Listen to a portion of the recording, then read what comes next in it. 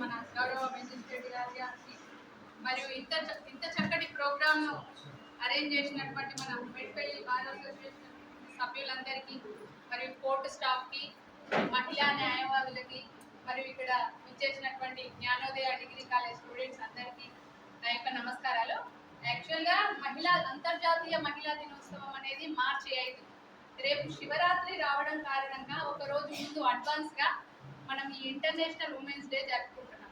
ఇప్పటిదాకా అందరూ మహామహులు వాళ్ళ సెల్ఫ్ ఎక్స్పీరియన్స్తో పాటు ఉమెన్స్ డేకి సంబంధించి చాలా విషయాలు చెప్పారు.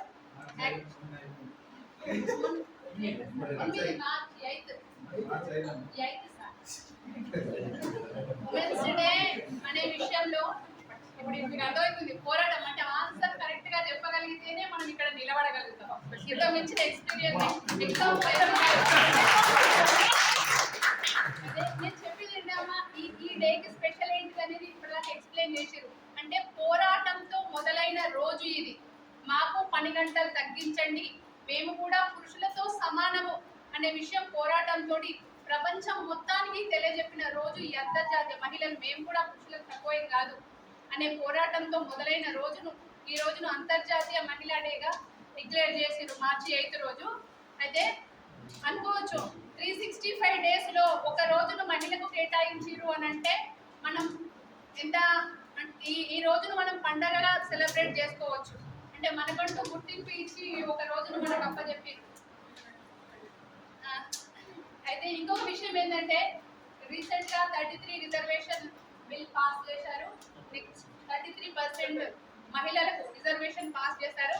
మన కొట్లాట ఏంటిది అని అంటే 50% కోసం మనం కొట్లాడుతున్నాం. యాక్చువల్లీ 50% కాకపోయినా 33% మీకు రిజర్వ్ చేస్తామని చెప్పి పెట్టారు. ఇంకా ఇక్కడ యాక్చువల్గా ఈరోజు లీగల్ లిటరసీ క్యాంప్ కూడా డిగ్రీ స్టూడెంట్స్ కూడా వచ్చారు. మీకు ఇక్కడ కళ్ళ ముందరనే కనపడుతుంది. ఉమెన్స్ అడ్వకేట్లు కూడా ఉన్నారు. మమ్మల్ని మీరు మంచి ఎగ్జాంపుల్గా ఎక్స్పీరియన్స్గా కూడా తీసుకోవచ్చు. అంటే మనం నా ఉద్దేశం ఏంటి అని అంటే చరిత్రలో మనకంటూ ఒక పేజీ ఉండాలి ఖచ్చితంగా. ఇంట్లో 4 గోడల మధ్యలో ఒక బావికే సంబంధించినలాగా ఉండకుండా ప్రపంచాన్ని మనం చూడాలి. ఇంతకుముందు ఇప్పుడు ఇందాక సుమా అడ్వకేట్ చెప్పినట్టు ఇంతకుముందు ఇంత ఆపర్చునిటీస్ లేవు. ఆడపిల్లని చదివిపియాలా లేదా అని ఒక నిమిషం ఆలోచించే పరిస్థితి బయట సమాజం ఎట్లుంటుందో. కానీ ఇప్పుడు అట్లా లేదు. ఈజీగా అమ్మ నేను చదువుకుంటాను అంటే ఎక్కడికైనా పంపించి ధైర్యం చేస్తున్నారు పేరెంట్స్. కాబట్టి మీరు దాన్ని సద్వినియోగపరచుకొని, అంటే బయట మనం చూస్తున్నాం ఆడపిల్లలు చదువుకుంటే అందరూ ఉండకపోవచ్చు, 100లో 1 తప్పు చేసినా దాని ఎఫెక్ట్ మిగిలిన వాళ్ళ మీద పడుతుంది. వాళ్ళు అట్లా చేస్తున్నారు, ఆడపిల్లలు పంపిస్తే ఫ్రీడమ్ ఇస్తే ఇట్లా చేస్తున్నారు అనేది దాని ఎఫెక్ట్ మన మీద కూడా పడి ఉంటుంది. మీ మీద కూడా ఎఫెక్ట్ చూపిస్తారు. ఇంకా కొంచెం దూరం పంపించడానికి ఆలోచిస్తారు. యాక్చువల్గా నేను అడ్వకేట్ పాస్ అయ్యాను. అంటే ఆ పీరియడ్లో కూడా నన్ను ధైర్యం చేసి, మేము 3 ఆడపిల్లలము, ఆ టైంలో కూడా మా నాన్న నన్ను ధైర్యం చేసి లా కంప్లీట్ చేయించారు. ఎల్ఎల్బిగా అడ్వకేట్. అంటే పెళ్లికి ముందే నేను అడ్వకేట్గా మెట్పల్లిలో ప్రాక్టీస్ చేశాను. తర్వాత మా వారు ఆనంద్ అడ్వకేట్ గారు కూడా నన్ను అంతే ధైర్యంగా అంతే సంతోషంగా ప్రోత్సహించి సొసైటీలో నన్ను నిలబెట్టారు.